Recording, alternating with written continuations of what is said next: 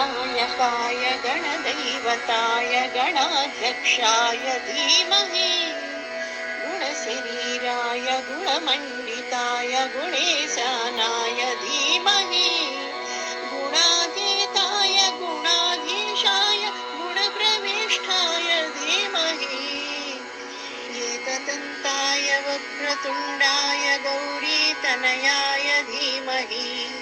गजेशाणाय बालचन्द्राय श्रीगणेशाय धीमहि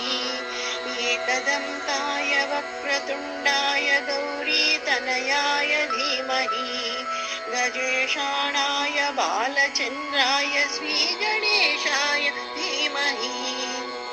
गीतसाराय गीततत्त्वाय गीतगोत्राय धीमहि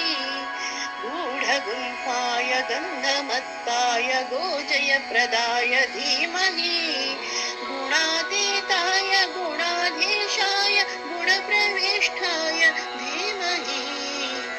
एकदन्ताय वक्रतुण्डाय गौरीतनयाय धीमहि गजेशाणाय बालचन्द्राय श्रीगणेशाय धीमहि एकदन्ताय वक्रतुण्डाय गौरीतनयाय धीमहि